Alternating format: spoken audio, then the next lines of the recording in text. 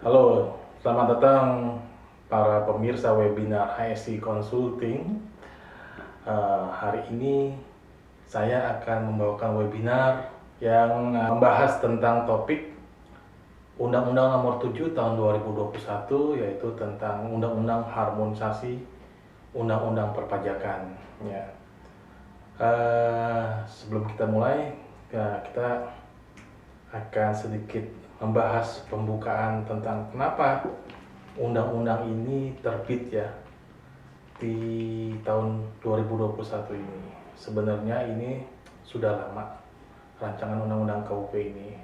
Biasanya pemerintah kalau membuat undang-undang revisi itu tiap 10 tahun sekali ya. Kita lihat dari tahun 1983 undang-undang KUP yang baru, undang-undang PPN, kemudian tahun 1992 ya nggak salah ya, tahun 2000 buat lagi undang-undang tentang KUP, PPN, dan terakhir tahun 2008 untuk KUP, untuk PPN tahun 2009, dan PPH 2009 ya. Nah ini harusnya tahun 2018-19 kemarin itu harus siklus dikeluarkannya undang-undang baru, tetapi mungkin agak telat ya karena ada pergantian pemerintahan, DPR-nya harus mempelajari lagi naskah akademiknya sehingga baru dikeluarkan sekarang. Tapi undang-undang yang sekarang ini agak unik karena apa? Undang-undang ini dibuat dalam satu bundle. Kalau dulu biasanya dibuat undang-undangnya per materi ya, per topiknya. Misalnya PPH, pajak penghasilan, diatur dalam Undang-Undang Nomor 36 ya tahun 2009, diatur sendiri. KUP diatur dalam Undang-Undang Nomor 28 tahun 2007 ya. Begitu juga PPN ya, diatur dalam Undang-Undang PPN tersendiri. Tapi khusus untuk Undang-Undang HPP ini, semua undang-undang itu dibendel dalam satu undang-undang yang namanya Undang-Undang Harmonisasi Undang-Undang Perpajakan. Ya, ini yang satu terobosan yang baru ya untuk pemerintah untuk membuat undang-undang dalam satu bundle. Tujuannya sih untuk mempermudah para wajib pajak membaca, memahami undang-undang yang dikeluarkan oleh pemerintah. Nah, apakah memang lebih mudah? Nah, nanti kita lihat apakah lebih mudah atau lebih bingung ya. Ini adalah masih dalam satu pertanyaan karena undang-undang baru diterbitkan. Oke, undang-undang ini selain dibendel dalam satu undang-undang, ada juga penambahan undang-undang yang lainnya, yaitu undang-undang bea cukai, di mana bea cukai juga sebenarnya diatur sendiri ya dalam satu undang-undang.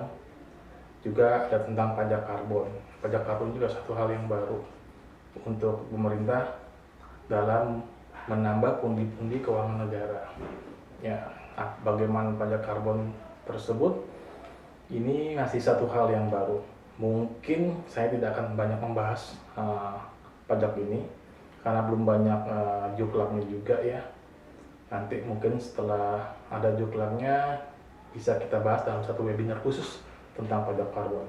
Tapi untuk hari ini saya khusus membahas tentang perubahan-perubahan dalam Undang-Undang HPP. Yang dirubah itu adalah perubahan Undang-Undang Pajak Penghasilan, terus perubahan Undang-Undang Pajak Pertambahan Nilai, perubahan Undang-Undang Ketentuan Umum dan Tata Cara Perpajakan, juga ada diatur khusus program pengungkapan sukarela atau tax amnesty jilid 2 pajak karbon, dan yang terakhir tentang perubahan undang-undang cukai. Tapi saya khusus akan membahas tentang pajak penghasilan, PPN, dan KUP. Sedangkan untuk tax amnesty itu akan dibahas khusus oleh partner saya juga. Mungkin nanti bisa lihat lagi khusus di webinarnya yang menarik ya. Nanti rekan-rekan bisa lihat di sana ya. Oke, saya akan bahas pertama ya, sistematika Undang-Undang Nomor 7 tentang HPP ini sebenarnya dibagi ke dalam beberapa bagian klaster ya. Kalau di Undang-Undang Ciptaker ada klaster-klaster khusus ya, ada klaster tenaga kerja, perpajakan. Nah, kalau ini klaster-klasternya sesudah materi. Pertama, klaster tentang KUP, lalu ada PPH, PPN. Oke, kita akan langsung membahas tentang azas dan tujuan dari Undang-Undang HPP ini. Ini tertulis dalam pembukaan Undang-Undang HPP ya. Di pasal satunya pertama bahwa tujuan dari Undang-Undang HPP ini adalah meningkatkan pertumbuhan dan mendukung percepatan pemulihan perekonomian, lalu mengoptimalkan penerimaan negara, dimana kita tahu sekarang ya, negara sekarang dalam kondisi pandemi ini memang sangat sulit untuk menghasilkan penerimaannya. Kondisi industri lagi nggak bagus, ekspor juga lagi sedikit terhambat karena untuk mengirim barang-barang juga ada pembatasan sehingga devisa terhambat di situ. Lalu tujuannya juga mewujudkan sistem perpajakan yang berkeadilan dan berkepastian hukumnya, di mana pemerintah mencoba untuk mengatur kembali, menata kembali pajak ini lebih adil ya. Ya, salah satunya nanti di pajak penghasilan ada pengenaan tarif baru untuk PPN dan pajak penghasilan tidak kena pajak dari pengusaha-pengusaha kecil. Lalu juga untuk melakukan reformasi administrasi, kebijakan perpajakan yang konsolidatif dan perluasan basis pajak. Ya, perluasan basis pajak ini sebagaimana kita tahu, ya pemerintah sudah mengumumkan untuk menggunakan KTP sebagai identitas wajib pajak yang nantinya NPWP pun nanti akan dihapus. Nanti itu akan kita bahas tersendiri. Nah, yang tujuannya untuk memperluas basis pajak dari penerimaan negara. Lalu juga tujuan terakhir itu adalah untuk meningkatkan kepatuhan sukarela wajib pajak. Oke. Klaster pertama yang akan saya bahas adalah tentang KUP. Jadi perubahan undang-undang ini yaitu undang-undang bisa di pasal-pasal ada yang ditambah, ada pasal-pasal yang dirubah, dan ada juga pasal-pasal yang dihapus. Khusus webinar ini saya akan membahas tentang pasal-pasal apa saja yang ditambah, ya pasal baru maksudnya, pasal baru, pasal-pasal apa saja yang dirubah, yang direvisi, dimulai dari KUP. Pasal-pasal baru yang ditambah dalam Undang-Undang KUP itu adalah pertama, pengaturan tentang nomor induk kependudukan sebagai identitas wajib pajak. Hal ini ditambahkan dalam pasal 2 Undang-Undang HPP. Ya, nanti sebagai saya bilang salah satu tujuan daripada Undang-Undang HPP ini dibuat adalah memperluas basis perpajakan. Pemerintah merasa ini terlalu banyak nih identitas yang bisa untuk disinkronkan. Ya, kita tahu ada NPWP, ada KTP, ada nomor paspor, ada nomor BPJS, dan nomor-nomor lainnya yang mungkin setiap nomor tersebut mempunyai tujuan khusus bagi masing-masing departemen. Ya, kalau BPJS untuk ketenagakerjaan, kalau KTP untuk kependudukan, NPWP untuk perpajakan. Ya. Nah, sekarang pemerintah mencoba bagaimana semua data itu di capture atau dikumpulkan dalam satu identitas, sehingga nantinya informasi-informasi di tiap-tiap departemen itu bisa tergabung dan bisa disinkronisasikan, sehingga tidak ada lagi data-data yang tercecer. Ya. Apakah ini bekerja atau tidak? Misalnya BPJS tenaga kerjaan gajinya dideklar mungkin lebih rendah, tetapi di pajak ternyata normal. Dan lagi tetap di bank juga ternyata ada uang masuk yang lebih banyak lagi. Jadi ini akan mempersulit kantor pajak untuk identifikasi penghasilan dari wajib pajak tersebut, sehingga untuk mempermudah dibuat satu single identity untuk mempermudah kantor pajak mengcapture data-data dari wajib pajak, sehingga potensi-potensi pajak yang tidak tidak tersentuh sekarang menjadi tersentuh. Itu salah satu tujuan dari penggunaan NIK sebagai pengganti NPWP. Juga pasal yang baru yang diatur dalam Undang-Undang KUP ini adalah pasal 14 ayat 1 huruf A tentang penagihan atas imbalan bunga yang seharusnya tidak dibayar. Ya, sebagaimana kita tahu, kalau penagihan pajak itu ada daluarsanya, ya 5 tahun setelah jatuh tempo pembayaran atau pelaporan. Tetapi dengan pasal ini, walaupun sudah jatuh tempo, sudah daluarsa, tetapi ada data lain atau basis lain untuk menagih, itu masih diperbolehkan. Contohnya, ada putusan pengadilan yang melewati daluarsa penagihan. Daluarsa penagihan harusnya 2020, tetapi data baru keluar, putusan baru 2021. Sehingga untuk menagih biasanya ini imbalan denda bunga ya, penalti bunga, itu menjadi tidak dalam dasar hukumnya karena sudah daluarsa penetapan. Dengan adanya pasal-pasal ini, penambah pasal ini, maka kantor pajak masih berhak untuk menagih tagihan pajak yang masih belum terbayarkan atau tertunda karena adanya proses hukum yang lain. Lalu ada lagi penambahannya pasal 14 ayat 1 huruf L, yaitu penagihan atas kekurangan pembayaran angsuran pajak yang kurang bayar SPT tahunan. Ya, ini juga sama sebenarnya dengan pasal 14 ayat 1. Kalau ini tentang imbalan bunga, kalau yang satu ini tentang angsuran pajak yang kurang bayar. Nah, kalau misalnya ditentukan, misalnya satu wajib pajak karena satu hal dia melakukan sengketa banding sengketa perpajakan dari pemeriksa dari keberatan banding hingga PK, maka jumlah pajak kurang bayaran dan SP tahunannya masih belum pasti karena masih ada proses banding. Nah, setelah melewati proses yang paling terakhir, misalnya peninjauan kembali, sedangkan daluarsa penetapan sudah lewat, nah maka atas hasil putusan peninjauan kembali ini, jika wajib pajak ternyata jumlah wajib pajak kurang bayarnya masih kurang dari yang dilaporkan pada SPT-nya yang disengketakan, maka kantor pajak masih berhak untuk menagih kekurangan pembayarannya, angsurannya, PPh pasal 25-nya. Jadi masih bisa. Jadi ini harap wajib pajak juga berhati-hati ya untuk melaporkannya. Ya karena itu bunganya juga jadi bunga maksimal kali ya, karena melewati daluarsa. Dan penagihan pajak pun kalau pasal 19 itu nggak salah itu tidak ada daluarsanya ya.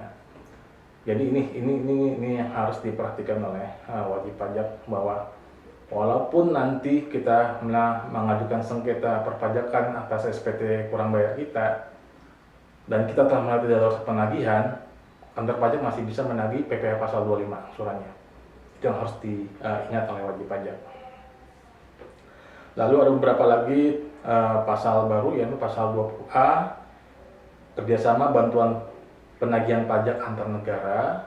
Ya, kita tahu mulai 2013 OECD sudah mulai menggalakkan BEPS ya, Base Erosion Profit Shifting ya, dimana salah satunya adalah isunya tentang penagihan pajak ya. Jika ada satu wajib pajak di suatu negara mempunyai hutang pajak ya, tidak ada aset di sini, tetapi ada aset di negara tempat dia berdomisili sebagai wajib pajak, maka pemerintah bisa meminta bantuan dari yurisdiksi perpajakan di negara tempat wajib pajak tersebut berdomisili untuk menagihkan pajaknya tersebut. Tentunya harus ada perjanjian juga dan asasnya resiprokal. Ya, kalau kita bisa minta bantuan, mereka juga bisa minta bantuan untuk pemerintah Indonesia menagihkan pajak dari wajib pajak yang berhutang di negara tersebut. Nah, itu namanya nggak salah multilateral MLA ya, itu. Ya, itu jadi untuk bisa suatu negara menagih pajak dari suatu wajib pajak di negara yang lain, maka harus ada perjanjian ya. Ada kesepakatan terlebih dahulu, tidak bisa kita tiba-tiba langsung minta tolong tanpa ada kesepakatan. Ya. Lalu pasal tambahan baru berikutnya adalah pasal 27C, yaitu prosedur persetujuan bersama dalam rangka menyelesaikan masalah dalam penerapan persetujuan penghindaran pajak berganda. Ini ditambahkan, diperluas lagi prosedur tentang pelaksanaan mutual agreement procedure (MAP). MAP itu biasanya timbul karena adanya koreksi transfer pricing ya, di mana jika suatu wajib pajak suatu negara dikoreksi karena transfer pricing, maka atas koreksi transfer pricing itu bisa menjadi kredit pajak di negara asalnya. Tapi tidak selalu negara asalnya menerima koreksi tersebut, sehingga ada timbul sengketa antar negara tentang bagaimana nih koreksi ini diperlakukan, karena tidak adil. Kita sudah dikoreksi di sini, misalnya kita kena koreksi transfer pricing kurang bayar di Indonesia sebesar 10 miliar. Jadi kita dianggap jual produknya lebih rendah untuk menghindari pajak yang lebih tinggi atau mengurangi pajak, maka harganya dideklar lebih rendah. Lalu dijual ke negara lawan transaksinya, di mana lawan transaksinya bukan sebagai biaya. Kalau kita jual 10 miliar, maka otomatis di negara lawan transaksinya akan mendeklar biaya atau pembelian sebesar 10 miliar. Tetapi kita dikoreksi menjadi tambahan 10 miliar, maka seharusnya negara lawan transaksinya tersebut harus menambah biayanya menjadi tambahan 10 miliar. Nah, ini menjadi masalah. Tambahan 10 miliar ini belum tentu diterima oleh otoritas pajak negara tersebut, karena mereka merasa, oh ini sudah benar gitu. Nah, inilah yang menjadi titik dari MAP, sehingga untuk memudah dan menyederhanakan pelaksananya, memberikan kepastian hukum, dibuat tambahan lagi satu pasal di dalam KUP. Selanjutnya pasal tambahan berikutnya adalah pasal 27 ayat 5 huruf E dan ayat 5 huruf F, yaitu tentang pengajuan PK tidak menunda pelaksanaan putusan pengadilan dan sanksi administrasi sebesar 60% jika pengajuan PK ditolak. Nah, maksudnya gini, kadang-kadang ada usaha dari wajib pajak yang sudah mengajukan sengketa di pengadilan pajak, tetapi merasa belum puas, dia ingin meneruskan sengketa ini ke usaha luar biasa namanya peninjauan kembali. Kebanyakan memang dari wajib pajak itu juga menunda pelaksanaan eksekusi dari pengadilan pajak. Begitu juga halnya dari DJP juga akan menunda kewajiban DJP jika DJP dikalahkan pada pengadilan pajak.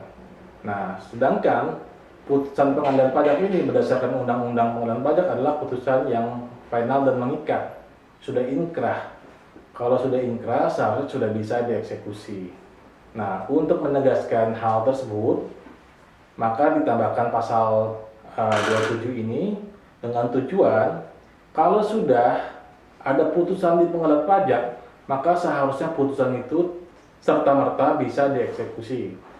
Untuk wajib pajak, jika misalnya dia kurang bayar, maka sejak putusan itu dia sudah harus membayar dan dari KPP bisa mengeksekusi putusan tersebut dengan mengirimkan surat pemberitahuan hasil putusan dan mungkin STP-nya.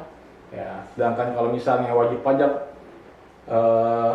berhak untuk meminta kelebihan pajak, maka seharusnya wajib pajak tidak ada alasan untuk menundanya lagi dengan alasan kantor pajak sedang juga melakukan peninjauan kembali ke Mahkamah Agung.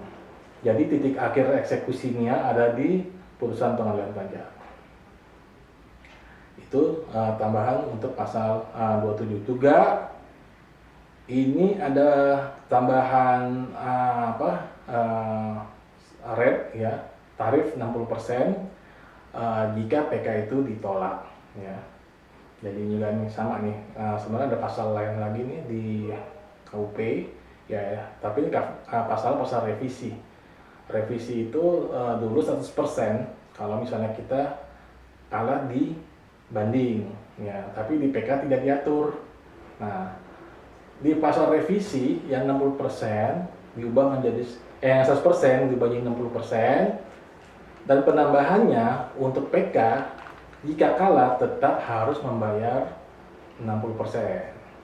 Jadi ini tambahan dari pasal 27 ayat 5 huruf E dan 5 huruf F. Lalu penambahan lainnya ini juga seiring dengan berkembangnya transaksi digital, di mana sebelumnya kita dengar banyak isu untuk memungut pajak transaksi digital ini sangat sulit ya, karena kesulitan untuk menentukan siapa yang berhak memotong dan melaporkan. Nah, dalam pasal 32 ini ditentukan siapa pihak-pihak yang berkewajiban memungut PPh, PPN atas transaksi elektronik tersebut. Ya. Lalu tambahan berikutnya adalah pasal 44C tentang pidana denda tidak disubsidiar. Maksudnya, jadi denda ini, pidana pajak ini bisa pidana hukuman penalti ya, tambahan denda, juga bisa dikenakan pidana ke badan ya, gizling. Tapi nah di sini di undang-undang ini 44C ini pemerintah atau kantor pajak lebih prefer atau lebih mendahulukan pengembalian dengan aset yang ada dari wajib pajak tersebut, sehingga masih diberikan kesempatan bagi wajib pajak untuk tidak dikenakan pidana badan ya, dengan mengembalikan hutang pajaknya atau membayar dan melunasinya. Itu tambahan di pasal 44C. Dan tambahan lainnya yang belum diatur di KUP sebelumnya adalah pasal 44D, yaitu persidangan in absentia. Maksudnya yaitu persidangan tanpa dihadiri terdakwa. Tanpa dihadiri terdakwa maksudnya terdakwa terpidana kasus pajak ya. Kalau di kasus pengadilan pidana biasa, kalau terdakwanya tidak bisa dihadirkan, maka pengadilan tetap menjalankan persidangan dengan tanpa kehadiran dari terpidana. Terdakwa ya, terdakwanya tidak hadir, tetapi masih tetap bisa dilakukan persidangan tanpa kehadiran terdakwa tersebut. Dan ini pun diterapkan dalam persidangan pidana pajak. Jadi terdakwa pidana pajak walaupun tidak hadir masih tetap bisa dilanjutkan persidangannya untuk memutuskan atas kasus pidana pajak tersebut, sehingga tidak lagi kasus itu berhenti dan tidak ada putusan. Dan mungkin buat kantor pajak ini menjadi satu tambahan, karena dari kantor pajak sudah bisa melaksanakan eksekusi,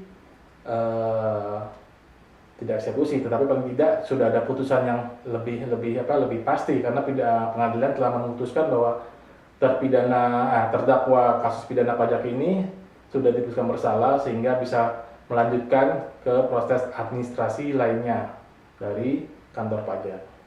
Itu beberapa tambahan dari Undang-Undang Ketentuan Umum Perpajakan. Lalu saya akan membahas tentang revisi.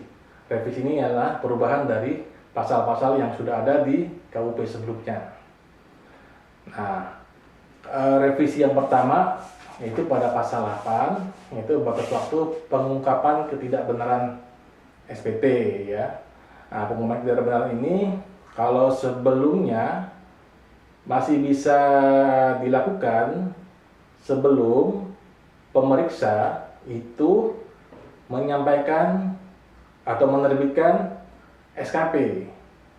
Jadi kalau pemeriksaan itu ada berapa step-stepnya. Step terakhir dari pemeriksaan itu adalah ujungnya penerbitan surat ketetapan pajak hasil pemeriksaan, bisa SKPKB, kurang bayar, SKPLB atau SKP nihil. Nah, di dalam KUP yang lama, batas waktu pengungkapan ketidakbenaran SPT ini masih bisa dilakukan sebelum SKP terbit. Tetapi dalam ketentuan KUP yang baru dirubah, batas waktunya maju sedikit ya. Jadi wajib pajak masih bisa melakukan pengungkapan ketidakbenaran sebelum diterbitkannya surat pemberitahuan hasil pemeriksaan atau SPHP. Jadi agak maju satu step lagi ya. Biasanya sebelum terbit SKP dilakukan dulu pembahasan, dan pembahasan itu disampaikan ke kantor pajak melalui SPHP. Nah, sebelum SPHP yang disampaikan ke wajib pajak, jika wajib pajak merasa ada yang tidak benar dan ingin mengungkapkan ketidakbenaran tersebut, maka bisa dilakukan sebelum disampaikannya SPHP. Nah, ini juga harus diperhatikan oleh wajib pajak, karena mungkin wajib pajak baru sadar, oh iya ternyata kita memang salah ya, maka kita bikin pengungkapan ketidakbenaran aja ya, supaya dendanya lebih tidak terlalu besar ya. Maka dibuat ke pengungkapan ketidakbenaran. Oke. Lalu ini juga ada perubahan dalam besaran sanksi saat pemeriksaan. Ya, pasal 13 ya. Kalau dulu sanksi pasal 13 itu untuk kenaikan. Kalau PPN yang tidak seharusnya dikreditkan, kita kreditkan, dan pada saat diperiksa ternyata ditemukan oleh pemeriksa bahwa ini tidak seharusnya dikreditkan, maka denda kenaikannya 100% ya untuk PPN, dan PPh yang tidak dipungut ya 100%. Nah, sekarang dengan undang-undang KUP yang baru, pasal tersebut dirubah jumlah atau besaran tarifnya, tidak lagi 100% tapi menjadi 75%. Lalu pasal berikutnya yang dirubah adalah pasal 25 ya. Ini tentang sanksi akibat pengajuan keberatan yang ditolak. Dalam undang-undang KUP yang lama, sanksi kenaikan atau denda jika keberatannya ditolak oleh DJP atau kantor pajak itu 50% sebelum KUP yang baru ini. Nah, KUP yang baru ini sanksinya diturunkan menjadi sebesar 30% dari pajak kurang bayar. Nah, ya ini sedikit kelonggaran dari kantor pajak untuk wajib pajak yang mengajukan keberatan. Lalu ada juga perubahan sanksi akibat banding atau peninjauan kembali yang mempertahankan ketetapan dari kantor pajak. Kalau di KUP yang lama, denda tersebut sebesar 100% dari pajak kurang bayar atau pajak yang masih harus dibayar. Nah, untuk undang-undang nomor 7 ini, pasal tersebut denda tersebut dirubah, sanksi tersebut dirubah menjadi hanya 60% dari pajak yang masih harus dibayar. Lalu pasal revisi berikutnya yang mungkin perlu diperhatikan adalah kuasa wajib pajak. Pasal itu tentang pasal 32, di mana kuasa wajib pajak itu bisa siapa saja sepanjang orang yang berkuasa itu bisa membuktikan mempunyai keahlian dalam bidang perpajakan. Keahlian perpajakan itu seperti apa? Mungkin nanti akan diterbitkan aturan turunnya, apakah harus melalui ujian kembali atau hanya cukup dengan menunjukkan ijazah brevet, ya nanti akan mungkin akan diterbitkan lagi aturan turunannya. Untuk sekarang ini yang keahlian itu masih merefer pada keanggotaan dalam ikatan konsultan pajak atau asosiasi lainnya yang terdaftar di Ditjen Pajak. Jadi konsultan pajak itu mempunyai beberapa asosiasi yang terdaftar di kantor pajak, yang sekarang menjadi acuan bahwa yang mempunyai keahlian di bidang perpajakan tersebut adalah orang-orang yang terdaftar sebagai anggota dari asosiasi atau ikatan konsultan pajak tersebut yang terdaftar di kantor pajak.